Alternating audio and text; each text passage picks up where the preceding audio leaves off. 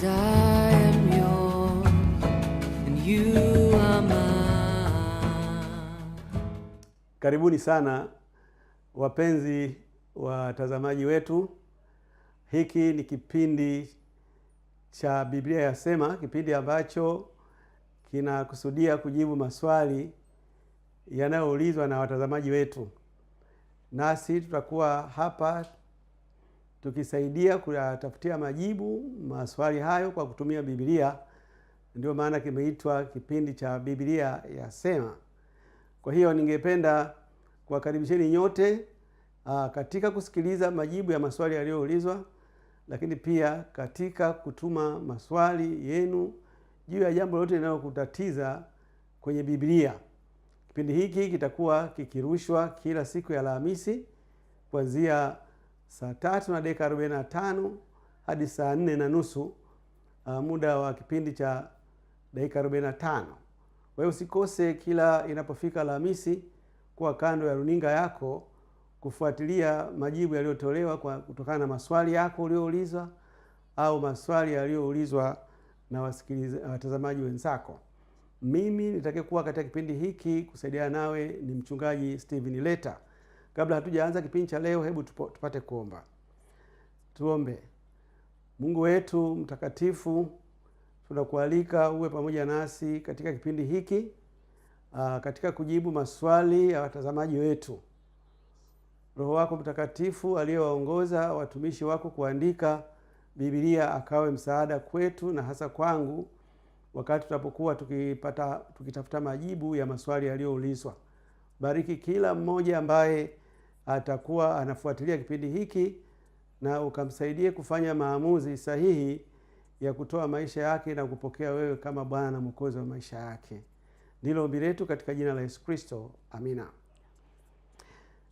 Naam, kwa kuanza kipindi chetu cha leo, tutaenda kuangalia swali la kwanza. Na tutasomewa hilo swali na dada yetu kwa niaba ya huyo msikilizaji aliyetuma swali. Karibu. Asante. Kwa nini Mungu huruhusu majaribu mazito kwa wanaomuomba? Naam. Swali linasema kwa nini Mungu huruhusu majaribu mazito kwa wanaomuomba? Hili ni swali la muhimu sana. Na katika kutafuta majibu tulienda kwenye Biblia. Kwanza tulijiridhisha kabisa ya kwamba ni kweli kuna wakati watu wanaomuomba Mungu hupata majaribu. Watu wanaomuomba Mungu, kwa lugha nyingine unaweza kusema watu ambao wamekuwa wakimtumainia Mungu, watumishi wake Mungu, marafiki zake Mungu walioandikwa ndani ya Biblia, walipitia majaribu katika nyakati fulani fulani. Ayubu, Ibrahimu na wengineo. Kwa nini Mungu anafanya kitu kama hicho? Katika kitabu cha Yakobo sura ya 1 na fungu la 13, Biblia inasema, mtu ajaribiwapo asiseme ninajaribiwa na Mungu, maana Mungu hawezi kujaribiwa na maovu, wala yeye mwenyewe hamjaribu mtu. Kwa hiyo Biblia inasema Mungu hamjaribu mtu. Na hapa katika kufafanua juu ya kujaribu, nitaelezea mambo mawili ambayo yote yanatambulika kama majaribu. Majaribu ya kwanza ni pale mtu anapopitia dhiki na shida mbalimbali, hayo yanaitwa majaribu. Lakini Biblia inaposema majaribu wakati fulani inamaanisha pale unaposhawishika kufanya dhambi. Na ndio maana tunaomba Mungu usitutie majaribuni, kwa maana ya kwamba usiruhusu shetani akatuingiza tukatenda dhambi. Sasa hayo yote mawili huwa yanatokea. Watu wa Mungu, watumishi wa Mungu, watu wanamuomba Mungu, kuna wakati wanatumbukia katika kufanya dhambi, hapo wanakuwa wametumbukizwa katika majaribu. Lakini pia kuna wakati wanaingizwa katika dhiki za maisha, hapo napo wanakuwa wameingia kwenye majaribu. Lakini kwa nini Mungu anasema ya kwamba yeye hamjaribu mtu? Ukweli wa mambo ni huu. Yeye Mungu hana nia ya kuwatesa wanadamu kwa maana ya kuwapatia dhiki katika maisha. Na yeye Mungu hafurahii wanadamu wanapoanguka katika dhambi mbalimbali.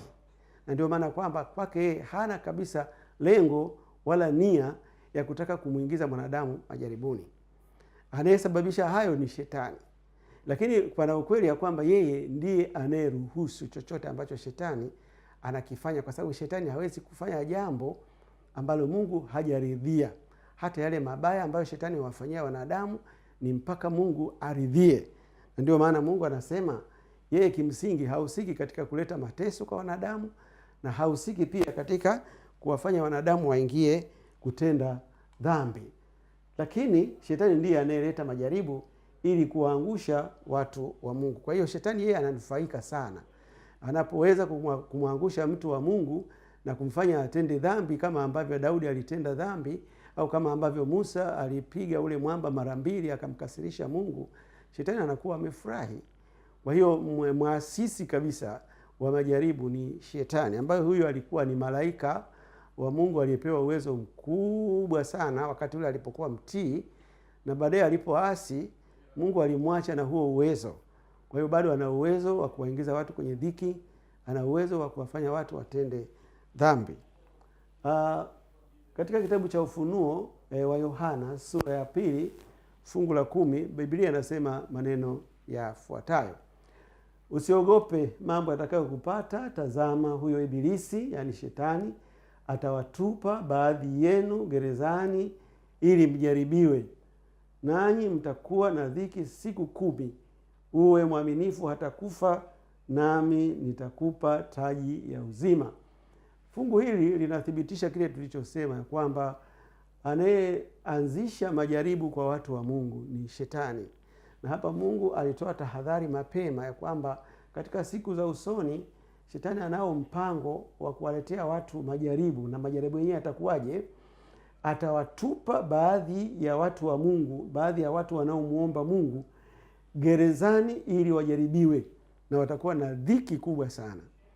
Kwa hiyo Shetani ni malaika ambaye hatutakii mema, lakini Mungu anatutakia mema, kwa sababu hata mipango yake ya kutuingiza majaribuni katika siku za usoni anatujulisha mapema, ili ikiwezekana tujiandae tusiingie katika ule mtego wake, au kama tutafanikiwa kuingia kwenye mtego wake, basi tuwe na ujasiri wa kuvumilia, tukijua kwamba Mungu alishatutahadharisha mapema. Hakuna jaribu ambalo linampata mwanadamu ambalo Mungu hajui au ambalo Mungu hajaliruhusu. Mungu anajua mapema ya kwamba Shetani anakusudia siku ya leo asababishe ajali, na katika ajali hiyo wewe utavunjika mkono au utavunjika mguu au utapoteza maisha. Huwa anajua. Sasa ni kwa nini basi huwa anaruhusu jambo ambalo linamfurahisha Shetani na linamletea maumivu mtumishi wake mwaminifu? Katika kitabu cha Petro wa 2 sura ya 2 fungu la 9, Biblia inasema, basi Bwana ajua kuwaokoa watauwa na majaribu, na kuwaweka wasio haki katika hali ya adhabu hata siku ya hukumu. Mungu anaruhusu majaribu, lakini Mungu huyo huyo ndiye anayewaokoa watu wake na majaribu. Sasa kwa nini anaruhusu majaribu? Kuna sababu nzuri tu, pamoja na kwamba Shetani yeye lengo lake ni kuharibu watu wa Mungu, wakate tamaa, waumie, wafie dhambini. Lakini Mungu anatumia majaribu hayo hayo kwa ajili ya kuwaimarisha watu wake, na ndio maana anayaruhusu yatokee. Na hapa anatuambia ya kwamba Bwana ajua kuwaokoa watauwa na majaribu. Iko mifano mingi ndani ya Biblia ambako Mungu amewaokoa watauwa. Watauwa ni wacha Mungu, wale watu wanaompenda Mungu. Lakini hiyo mifano sio kwenye Biblia tu, hata katika maisha yetu ya kawaida. Wewe mwenyewe mtazamaji na msikilizaji unawafahamu watu ambao wameponywa katika majaribu. Ya mtu alikuwa ndani, labda mtoto alikuwa ndani, ameachwa ndani, moto umewaka, nyumba imeungua, lakini kwa namna ya ajabu kabisa chumba ambacho mtoto amelala hakikuungua na moto, na mtoto anakutwa akiwa mzima. Au ajali imetokea, baadhi ya watu wameumia, lakini mtoto mchanga ametupwa mahali fulani pazuri kabisa. Hayo hayatokei hivi hivi, ni Mungu ameingilia kati. Kwa hiyo ile neno kwamba Mungu anajua kuwaokoa watauwa na majaribu ni kweli kabisa. Mungu anafanya kazi ya kuzuia madhara makubwa yasitokee kwa watu wake kwa majaribu ambayo shetani ameyasababisha. Kwa hiyo tunamshukuru Mungu, tunamshukuru Mungu kwa sababu kwa ukweli kama asingekuwa Mungu, kwa mfano, tungekuwa tumepoteza maisha watu wengi sana. Watu wengi sana wangebaki na ulemavu. Watu wengi sana wangekuwa wamepotea dhambini. Lakini kila kunapokucha Mungu ana majaribu kadha wa kadha ambayo anaingilia kati na kuwaokoa watakatifu wake. Kwa hiyo usiwe na wasiwasi juu ya majaribu. Mungu yupo na Mungu hata ruhusu ujaribiwe kuliko unavyoweza. Mungu huruhusu majaribu akitoa msaada wa kustahimili kwa lengo la kuituimarisha, na mara tunapofikia hatua anayoridhika nayo hufungua mlango wa kutokea na kulisitisha lile jaribu. Liko jambo linalotokea katika kila jaribu. Mungu hulipima kwanza jaribu ambalo linakuja kabla halijatokea, na anaamua hili jaribu aliruhusu ama asiliruhusu. Akiridhika kwamba jaribu hili litakuwa zaidi ya uwezo wako, Mungu huwa analisitisha ile jaribu, analizuia. Kwa hiyo shetani hana ubavu mbele ya Mungu. Anaweza kuwa amepanga jambo fulani, Mungu akasema hakuna, na akalizuia kabisa jaribu lisitokee. Yako majaribu mengi sana yamezuiwa bila sisi wenyewe kufahamu. Kuna nyakati usiku tukiwa tumelala, labda watu wabaya wamekusudia kuja kutuvamia, kutushambulia na kutudhuru au kuiba mali tulizonazo, lakini kwa namna ya pekee wanatimuliwa na mtu wasiyemfahamu, na ambaye hata wewe mwenyewe uliyelala ndani umfahamu, na kesho yake wanakuja kukusimulia kwamba tumekutana na mtu wa pekee sana hapo nje nyumbani kwako usiku. Kwa hiyo hilo jaribu lilizimwa. Kwa hiyo yako majaribu yanayozimwa na Mungu wetu. Lakini wakati fulani Mungu anaweza kuliangalia jaribu akaona kwamba uwezo wa kulikabili hilo jaribu unao. Yaani amekupatia uwezo wa kulikabili hilo jaribu, na kwa upande wake anagundua kwamba hilo jaribu litakuwa limekuimarisha kiroho. Hilo jaribu litakuwa limekuimarisha kiroho. Basi anaruhusu ili kusudi utambue ya kwamba yuko Mungu mbinguni. Labda kwa namna fulani ulikuwa umeanza kulegea, umeanza kurudi nyuma. Kuna sababu ambazo kwa kweli ni Mungu mwenyewe anazifahamu kwa nini anaruhusu jambo fulani litokee. Kwa hiyo Mungu anaruhusu. Lakini kitu kimoja cha kufurahisha ni kwamba hataacha ujaribiwe kuliko unavyoweza kustahimili. Hataruhusu jaribu linalowezana na uwezo wako. Na kwa sababu sisi wanadamu uwezo wetu wa kustahimili unabadilika kwa kadri jaribu linavyoendelea. Yaani mwanzo wa mateso unajikuta kwamba una nguvu, lakini mateso yanapoendelea unasikia kwamba nguvu zinapungua za kustahimili. Basi pale itakapofikia unakaribia kumkana Mungu. Unakaribia kunyosha mikono na kukubali kwamba basi mimi ninamkubali shetani, kwa sababu unajua shetani anafanya vile ili aone, je, unampenda Mungu au unampenda yeye? Kama vile inapokuja kwa mfano kwamba wale wanaompenda Mungu itokee kwamba wanaambiwa okay, kaa upande huko. Yaani wale wanaotunza amri 10 za Mungu. Kwa sababu hicho ndio kipimo pia cha kuonyesha kwamba unampenda Mungu. Haya, kaeni huko. Na wale ambao hamkubaliana na amri za Mungu au hata sio zote, mojawapo labda Sabato, kaeni huko.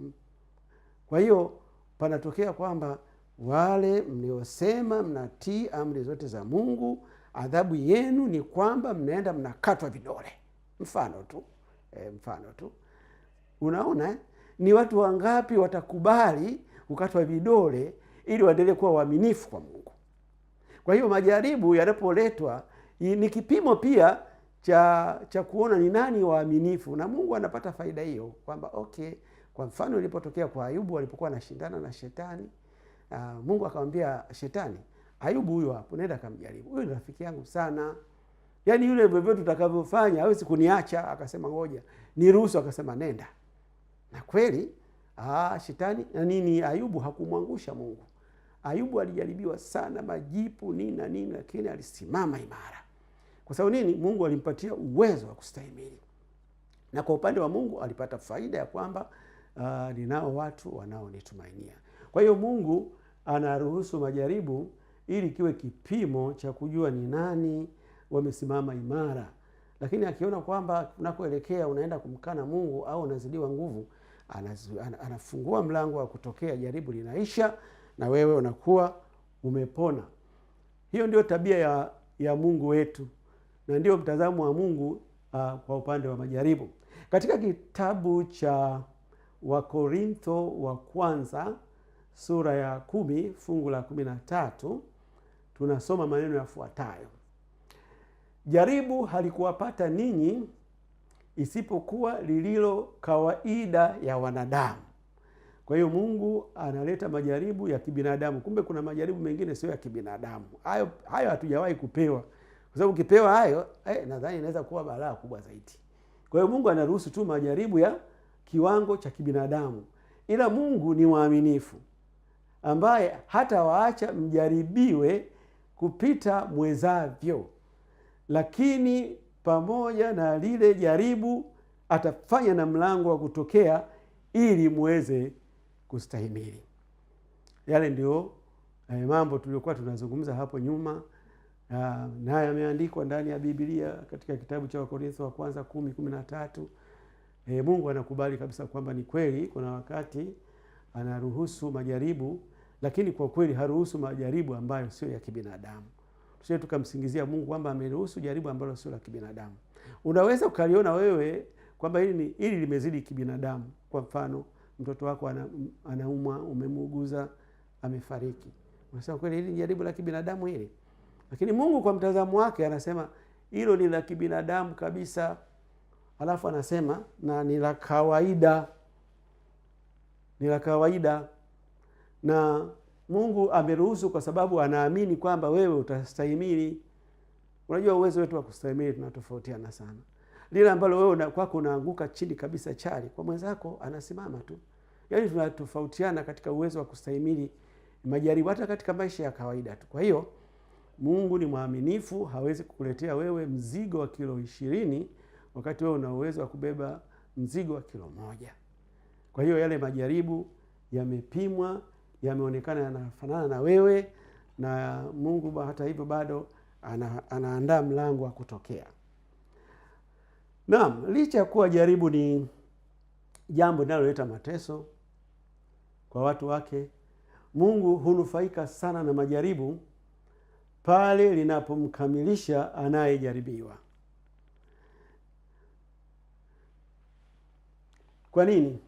Kwa sababu hivi, kwa mfano, unapomchapa mtoto wako fimbo kwa sababu ya kosa fulani, ameacha kwenda shule, ni jambo la maumivu sana kwa yule mtoto. Na watoto wengine hufika mbali sana, wanadhania kwamba huyu mzazi hanipendi.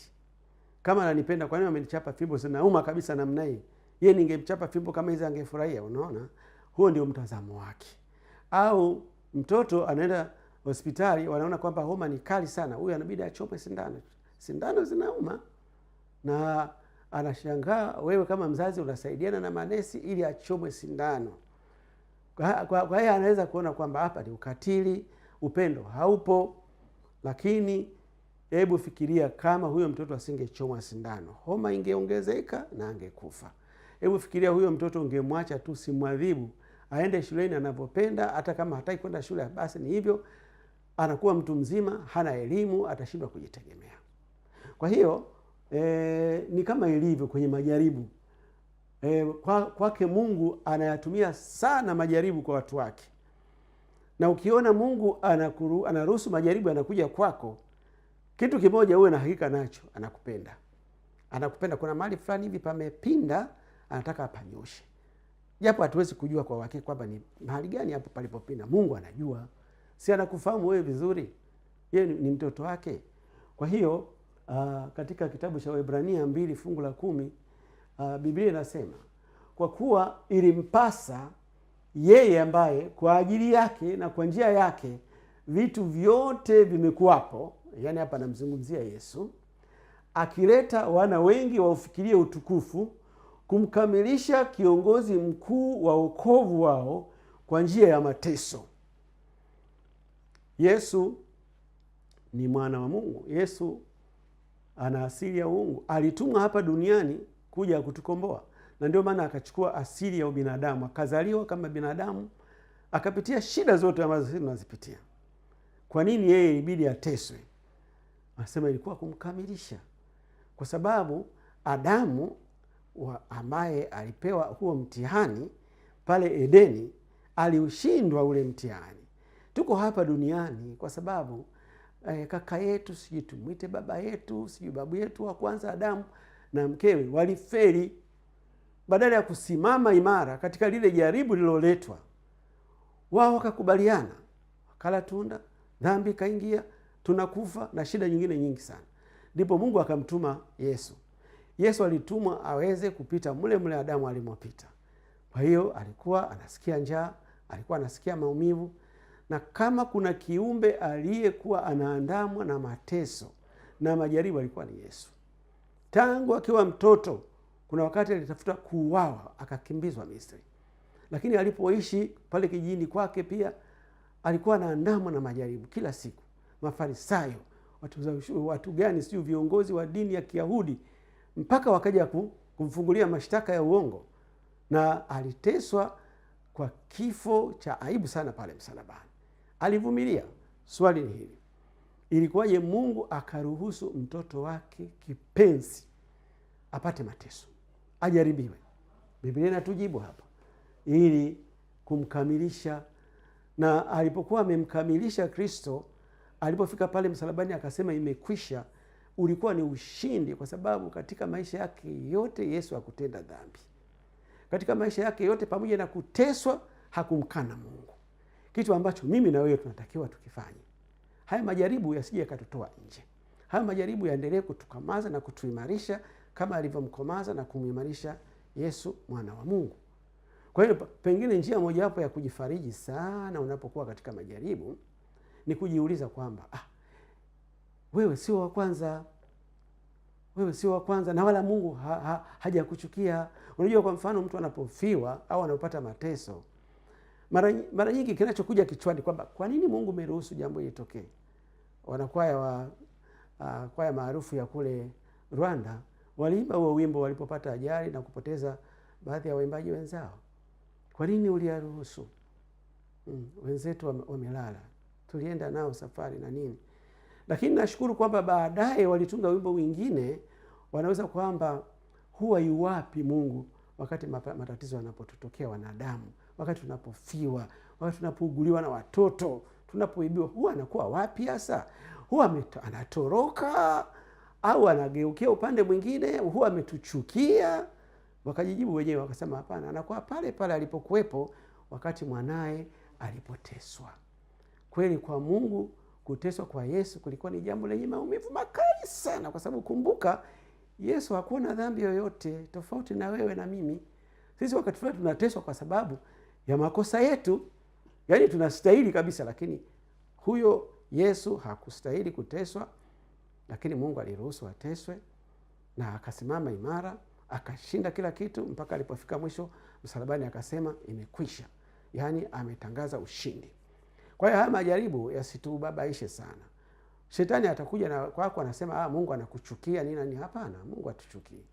Wewe mwambie tu kwamba Mungu wangu hanichukii, ninajua kwa nini anaruhusu hivi. Labda nikupe ushuhuda mdogo.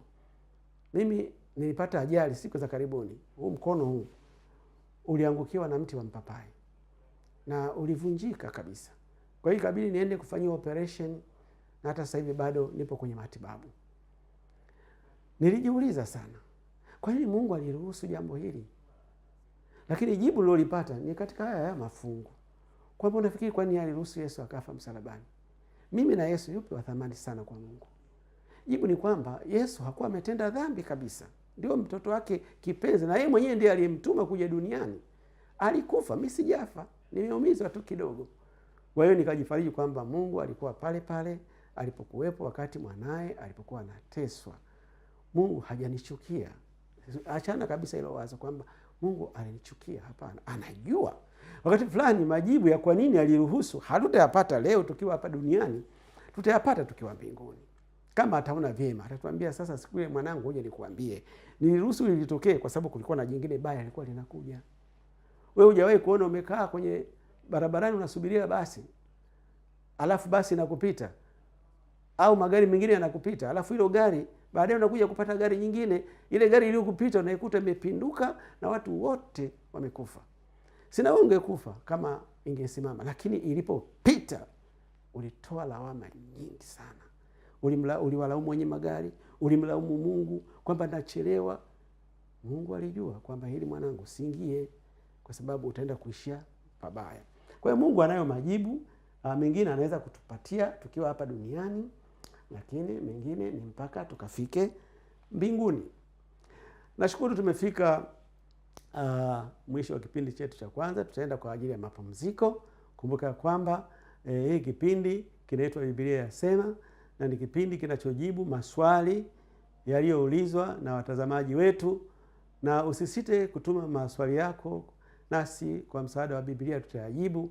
Kipindi hiki kinakuwa kinarushwa kila inapofika siku ya Alhamisi kuanzia saa 3:45 hadi saa 4:30.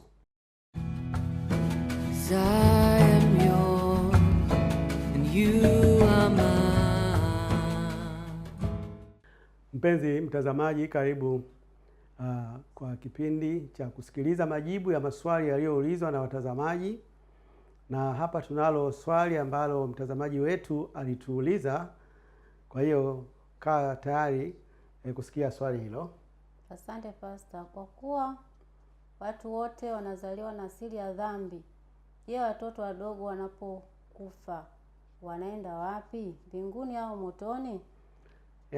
Mtazamaji wetu ametuletea swali ambalo lilimtatiza na ambalo linawatatiza watu wengi sana, na inawezekana hata wewe pia umekuwa ukijiuliza swali kama hilo, ya kwamba wanadamu wote wanazaliwa katika asili ya dhambi. Yaani sisi ni wenye dhambi kwa asili. Tangu tunatoka tumboni mwa mama zetu, tumetoka pale tukiwa wenye hali ya dhambi. Hiyo hali inakuja tu kubadilishwa baadaye ikiwa mtu atamwamini Yesu na atabatizwa na kuzaliwa mara ya pili. Hiyo hali sasa inaanza kupambanishwa, maana Roho Mtakatifu anakuwa ndani ya huyo mtu akimsaidia kuishinda hiyo hali ya asili, na hatimaye huyo mtu anaweza kabisa akafanikiwa kwenda mbinguni. Sasa yeye swali lake ni kwamba kwa mtoto mdogo ambaye hajafikia hatua ya kujifunza, hajafikia hatua ya kuamini, anapokufa katika hali hiyo anaenda wapi? Anaenda mbinguni, anachukuliwa kama mtu ambaye mwenye haki, au anaenda motoni kwenda kuadhibiwa kwa sababu alikufa katika hali ya dhambi? Biblia tulipoigeukia tukagundua kwamba inazungumza mambo yafuatayo. Kwanza ni ukweli ulio dhahiri kabisa ambao huwezi kupingwa kuwa wanadamu wanazaliwa katika hali ya dhambi au wakiwa na asili ya dhambi. Hiyo ni kweli. Yoyote yule, au mzungu, Mwafrika, mtu wa dini, mpagani, wote tunazaliwa katika hali ya dhambi.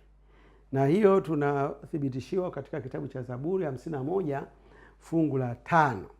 Mtunga Zaburi anatuambia kitu ambacho kinafikirisha sana. Anasema hivi, Zaburi 51 fungu la 5, tazama mimi niliumbwa katika hali ya uovu, mama yangu alinichukua mimba hatiani. Kwa hiyo mimba tu inapotungwa pale tumboni, mtoto tayari ana dhambi, mtoto tayari ana hatia. Hayo ndio maelezo tunayopewa kutoka katika kitabu cha Zaburi. Na huyu mtoto haijalishi ni mtoto wa mzazi yupi, mzazi mpagani, mzazi anaenda kanisani, anayemwamini Yesu, mzungu, Mwafrika, hivyo wote tunazaliwa tukija hapa duniani tukiwa na asili ya dhambi, tukiwa tuna hatia. Sasa kama huo ndio ukweli wenyewe wa mambo, inakuwaje kwa huyu mtoto kama atakufa mapema? Ufafanuzi unaendelea. Asili hiyo ya dhambi hubadilishwa mtu anapojifunza na kumwamini Yesu na kisha kubatizwa. Mungu ameweka nafasi kwa ajili ya wanadamu wote kuibadilisha hiyo asili ya dhambi, na hiyo nafasi inatolewa kwa watu wenye vigezo vifuatavyo. Marko 16:16 inasema, aaminie na kubatizwa ataokoka, asiyeamini atahukumiwa.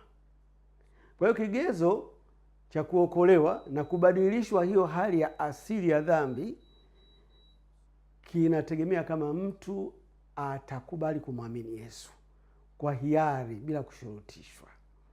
Na hilo jambo tunafahamu sisi sote huwa halitokei kwa mtoto mdogo, linafanyika na watu wazima. Kwa hiyo mtoto mdogo kwa kuwa yeye hawezi kujifunza wala hawezi kubatizwa kwa kuzamishwa majini, kwa sababu tunapoambiwa kwamba aminie na kubatizwa ataokoka, huko kubatizwa kuna kutajwa hapo kwa mujibu wa Biblia ni kule ambako Yesu mwenyewe alifanyiwa. Yesu alibatizwaje? Alizamishwa ndani ya maji mengi. Kwa hiyo Biblia mara zote inapozungumza ubatizo inamaanisha kitendo cha mtu kuzamishwa ndani ya maji mengi, alafu baada ya sekunde kadhaa akatoka ndani ya maji. Hicho kitendo ndio ubatizo. Sasa huo ubatizo wa kuzamishwa ndani ya maji, Biblia katika kitabu katika mafungu yaliyopita pale ya Marko 16:16 inatuambia kwamba aaminie na kubatizwa. Ina maana mtu anajifunza, akishajifunza kwamba Yesu alikuja kuokoa wanadamu na wale watakao muamini atakuwa tayari kuwaokoa na kuwabadilishia hali ya asili, akaamini, halafu baadaye akakubali kuingia kwenye maji mengi akabatizwa, huyo sasa ataokoka. Lakini kwa bahati mbaya huyu mtoto ambaye leo ndio tunamzungumzia katika swali letu, yeye hana uwezo wa kufanya hayo mambo mawili, hana uwezo wa kuamini, hana uwezo wa kuzamishwa ndani ya maji kama maandiko yanavyoelekeza. Sasa huyu mtoto mdogo yeye, Biblia inasema nini? Baada ya kuchambua sana Biblia, tuangalie mahali ambapo watoto wadogo walibatizwa kwa kuzamishwa ndani ya maji. Tuangalie mahali ambapo watoto waliamini wakabatizwa. Tumegundua kwamba hakuna mahali kama hapo, isipokuwa tumegundua kile ambacho watoto walifanyiwa. Watoto wachanga hao ambao hawajafikia hatua ya utu uzima. Na maelezo haya yanapatikana katika Marko 10 fungu la 1 hadi 16. Maelezo yanapatikana katika Marko 10 fungu la 10 hadi 16. Biblia inasema hivi: basi wakamletea watoto wadogo ili awaguse. Kumbuka kilichofanyika pale na Yesu ni kugusa na wala sio kubatiza. Watu wengine wanaposoma fungu hili wasijui wanasomaje, wanaona kama vile Yesu alikuwa amewabatiza. Hapana, Biblia inatuambia kwamba wakamletea watoto wadogo ili awaguse. Wanafunzi wake wakawakemea, ila Yesu alipoona alichukizwa sana, akawaambia, waacheni watoto wadogo waje kwangu, msiwazuie, kwa maana watoto kama hawa ufalme wa Mungu ni wao. Amini nawaambieni, yeyote asiyeukubali ufalme wa Mungu kama mtoto mdogo hata uingia kabisa. Akawakumbatia, akaweka mikono yake juu yao, akawabarikia. Kwa hiyo Yesu Yesu alikuwa anatatua tatizo la watoto wadogo. Yesu alikuwa anajaribu kutoa jibu kwa swali liloulizwa na huyu mtazamaji wetu, ya kwamba hawa watoto wadogo hawa wachanga hawa wa mgongoni hawa wanaonyonya hawa ikitokea wakafa itakuwaje? Ndio wamepotea au kuna namna ya kuwaokoa? Mungu anatoa majibu ya kwamba hawa watoto wabarikiwe kama watabarikiwa walivyobarikiwa watoto wenzao katika kipindi cha Yesu. Wala wewe mzazi huna sababu ya kuwa na wasiwasi wowote, kwa sababu kwenye hilo fungu anasema kwa maana watoto kama hawa ufalme wa Mungu ni wao. Watoto kama hawa wepi? Waliobarikiwa. Yaani watoto waliobarikiwa ufalme wa Mungu ni wao, kama vile wale waliobatizwa watu wazima. Hakuna tofauti yoyote. Ni kweli kwamba ukifikia utu uzima kubarikiwa wala hakuna nguvu tena, kwa sababu kwanza hatubariki watu wazima. Japo kwa bahati mbaya sana leo dunia imefanya mageuzi katika kila jambo. Biblia iliposema watoto wachanga wabarikiwe, watoto wachanga wanabatizwa. Biblia iliposema kwamba wakiwa wakubwa kidogo, wanaojifahamu, wanaoweza kuamini wabatizwe, basi hao wanaokuwa na wakubwa kidogo ndio wanapewa ubarikio, ndio wanabarikiwa sasa. Yaani mageuzi, cha mbele kimekuja nyuma, cha nyuma kimekwenda mbele. Hivyo sivyo ambavyo Biblia inafundisha. Watoto wachanga wanabarikiwa. Wakiwa wakubwa, baada ya kujifunza na kuamini, wanabatizwa. Kwa hiyo hakuna wasiwasi wowote ikiwa mtoto wako atabarikiwa na alafu bahati mbaya akafa, wala usijihangaishe sana kwamba ataenda wapi.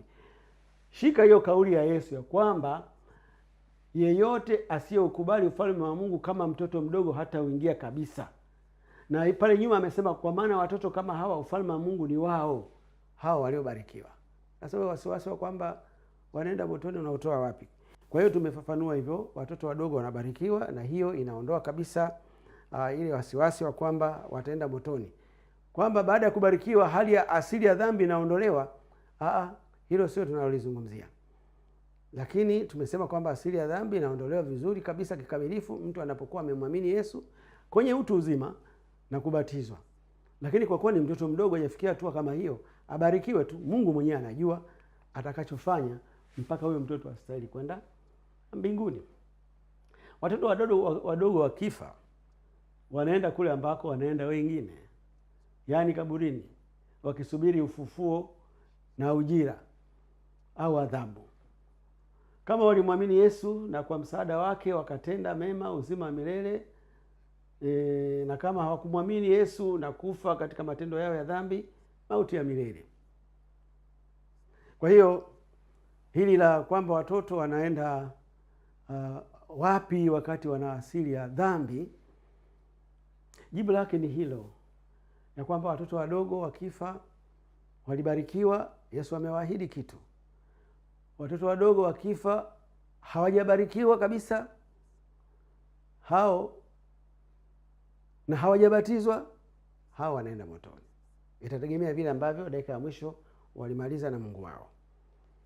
Labda tuendelee mbele kidogo tuone kitu kingine. Katika kitabu cha Yohana 5 fungu la 28, Biblia inafafanua ni nini kinachotokea mtu anapokuwa amebatizwa, ili tujue hivi kubatizwa kuna faida au yani tunabatiza tu kwa ajili ya kujifurahisha. Okay. Inasema msitajabie maneno hayo, kwa maana saa yaja ambayo watu wote waliomo kaburini wataisikia sauti yake, nao watatoka, wale waliofanya mema kwa ufufuo wa uzima, na wale waliotenda mabaya kwa ufufuo wa hukumu.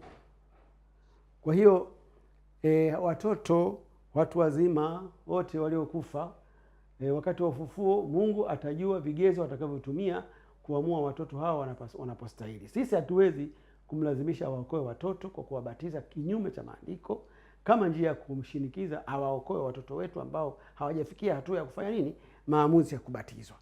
Kwa sababu inaonekana kwamba baada ya kutafuta katika Biblia hamna mahali panaporuhusu watoto kubatizwa, isipokuwa mpaka wao watu wazima. Baadhi ya wanadamu wakaja na wazo la kwamba isiwe tabu, hao watoto wadogo bwana tuwabatizeni hivyo hivyo, pamoja na kwamba hawawezi kuzamishwa ndani ya maji, tutafuta utaratibu mwingine, tuanyunyizia maji kichwani. Pamoja na kwamba hawezi kujifunza na kumwamini Yesu, basi mtu mwingine atasimama hapo pembeni kwa niaba yao, na huyo atakuwa anauliza maswali, anasema namwamini Yesu na mkataa shetani. Anasema imetosha hiyo. Huo ni mpango wa kibinadamu, au kubariki popote mbinguni. Kwa hiyo watoto wadogo wasibatizwe, tusubiri mpaka watu wazima ndipo tunawabatiza baada ya kumwamini Yesu na kujifunza vizuri imani. Isipokuwa pale inapowezekana hao watoto wadogo wabarikiwe, maana Yesu ameahidi kwamba watakuwepo katika uzima wa milele. Mungu akubariki sana wewe ambaye umefuatilia somo hili, na nakukaribisha kutuma maswali yako ili kusudi tuyatafutie majawabu katika Biblia. Na ikiwa wewe hukutuma maswali lakini umefaidika na maswali waliouliza wenzako, Mungu akubariki. Tunapokuja tena kwenye kipindi hiki wakati mwingine, kila siku ya Alhamisi saa 3:45 hadi saa 4:30. Asante sana. I am yours and you